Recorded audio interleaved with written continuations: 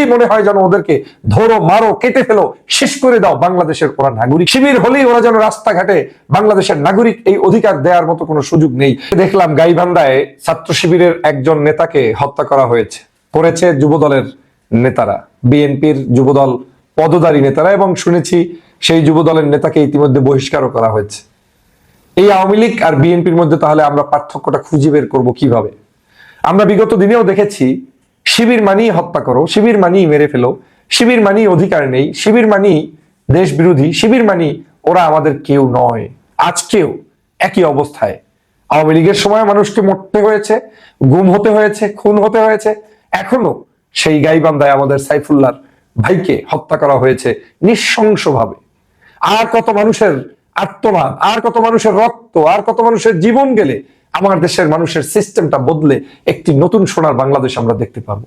কি বিভৎস চিত্র দেখছি প্রতি মুহূর্ত।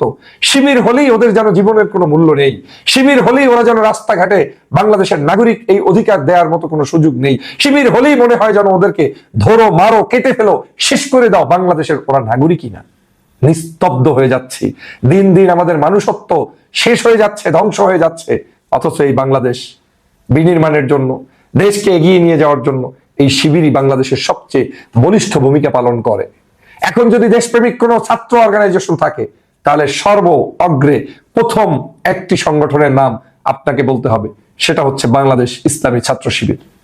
তারা জ্ঞান বিজ্ঞান ভিত্তিক ছাত্রদের মেধাবী হিসাবে গড়ে তোলার জন্য বাংলাদেশের রাষ্ট্রীয় আইন কানুন মেনে তারা সমগ্র ছাত্রদের বন্ধুতে রূপান্তরিত হয়েছে। আজকের সেই শিবিরকে শেষ করে দেওয়ার জন্য চক্রান্ত হচ্ছে। আমি তীব্র নিন্দা জানাই। আমি মাননীয় প্রধানমন্ত্রী সহ রাষ্ট্রের যারা দায়িত্বে আছেন আপনাদের প্রতি আহ্বান জানাই, শিবির বলে আর মানুষকে হত্যার সুযোগ দিয়েন না। আইন শৃঙ্খলা পরিণতি এরকম অবনতি হলে আপনারা কেউ কিন্তু কোনো সময় একটা সময় গিয়ে রেহাই পাবেন না। গত 17 বছর পর্যন্ত দেশনেত্রী বেগম খালেদা জিয়া নির্যাতিত ছিল, জনাব তারেক রহমান সাহেব দেশের বাহিরে নির্যাতিত ছিল, এই দেশে তার মেরুদণ্ডের হাড্ডি ভেঙেছিল। আপনাদের সেই পিছনের ইতিহাস খুঁজে বের করতে হবে। তখন আপনিও নির্যাতিত ছিলেন, জামাতও নির্যাতিত ছিল, বিএনপি নির্যাতিত ছিল, শিবিরও নির্যাতিত ছিল। আজ তো আপনাদের নির্যাতনের শিকার হওয়ার কথা নয়। আপনারা একই ভাই আর এক ভাইকে হত্যা করার মধ্য দিয়ে আপনি তো আপনার ঘরের ভিতরে আগুন ঢুকিয়ে দিচ্ছেন।